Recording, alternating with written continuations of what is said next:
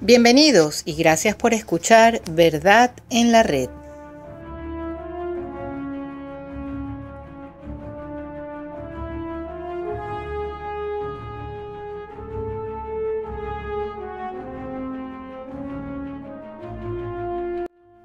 En las últimas semanas ha vuelto a ser noticia los abusos sexuales perpetrados por el clero de la Iglesia Católica. Es triste, bochornoso, indignante tener que hablar de esto, y más aún cuando la gente que no es católica aprovecha en señalar esto para tratar de destruir a la Iglesia.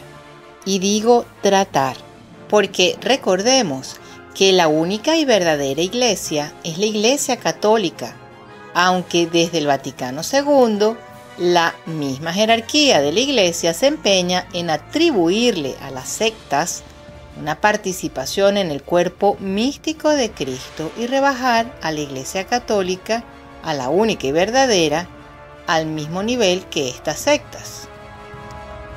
Cuando uno ve la explosión de noticias acerca de los abusos sexuales perpetrados por el clero de la Iglesia, uno no puede dejar de preguntarse, como lo hace una periodista que más adelante van a escuchar, y preguntarse cuán ignorante era la jerarquía, incluyendo a los papas, acerca de esto.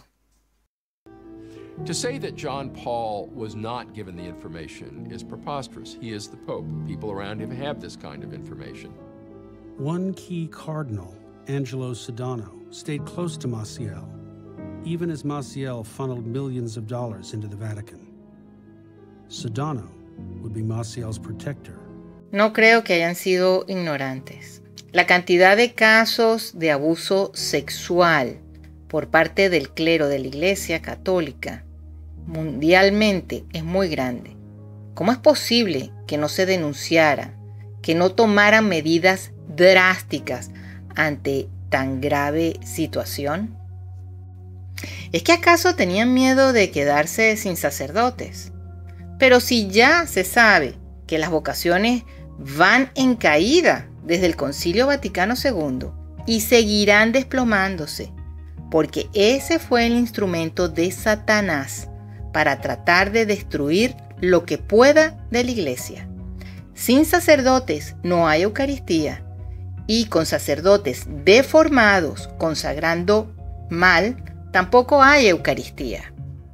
Y con sacerdotes mal formados enseñando cosas que no son de la verdadera fe católica, pues vamos por un camino muy peligroso.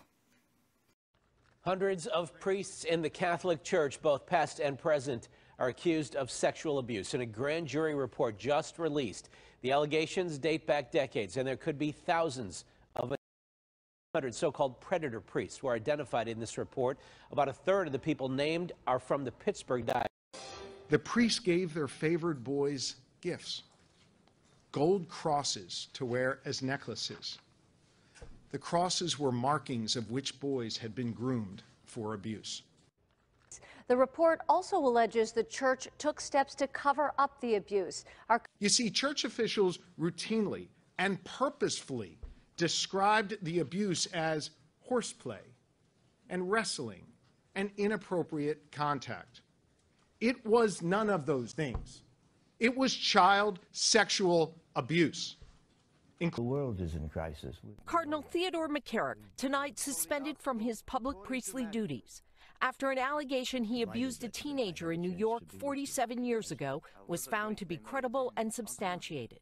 However, the Newark Archdiocese revealed today there were 2 settlements of sexual misconduct by McCarrick with adults decades ago. This case raises more questions than it answers. How long has the Catholic Church known that Cardinal McCarrick was involved with sexual misconduct? There's a special place in hell for men who represent Christ on earth and abuse their flock. There is certainly a special, terrible judgment on someone who would abuse the trust that a priest must have, that a priest does have, A judgment now facing this prince of the church. More troubling news this week in the church's handling of clerical sex abuse cases. Prosecutors in Chile announced on Monday that they have investigated 158 members of the country's church for allegedly committing or covering up sexual abuse against minors and adults. The investigations include reports of abuse by bishops, clerics, and lay workers made since 2000. In all, the number of purported victims is 266. At least 178 were minors. Santiago Cardinal Ricardo Ezzati has already been summoned by prosecutors for his role in the alleged cover-up of abuse by his former chancellor. Ezzati faced protest in his first public appearance celebrating Mass on Wednesday. He is among the Chilean bishops who offered their resignations en masse to Pope Francis earlier this year. The Holy Father has decided to keep Cardinal Ezzati in office. Pope Francis has accepted the resignation of a Honduran bishop accused of misconduct with seminarians.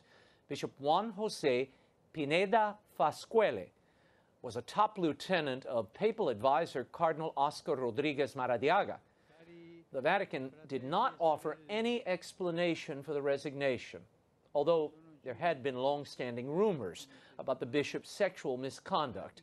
The Vatican only became aware of them during the course of investigating alleged financial irregularities in Cardinal Maradiaga's home diocese.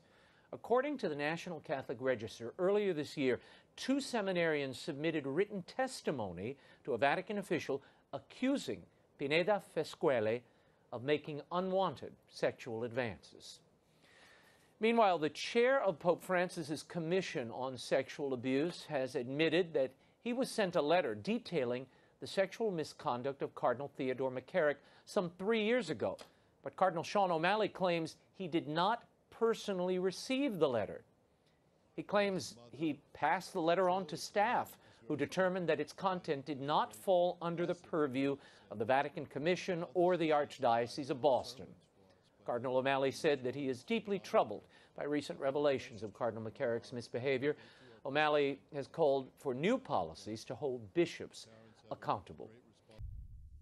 We adore you, O Christ, and we praise you. The Archbishop of Detroit has allowed the longest-running Dignity Mass in the United States. At Marygrove College in Detroit, a chapter of the pro-gay group has Mass every Sunday evening at Sacred Heart Chapel on campus. Dignity USA rejects church teaching on chastity for those with same-sex attraction and has been condemned by church officials.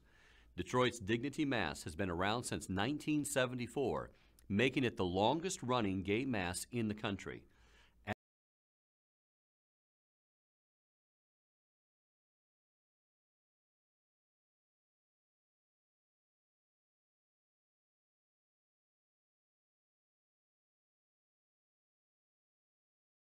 But Detroit's Archbishop Alan Vigneron turns a blind eye to the dissident group's presence in his archdiocese. The Archdiocese of Detroit has been an epicenter of theological dissent since at least the 1970s, when it was headed by Cardinal John Dearden. Dearden oversaw the beginnings of liberal dissident group Call to Action, which has pushed for female ordination, rampant liturgical abuses, and defiance of Catholic teaching on marriage and family.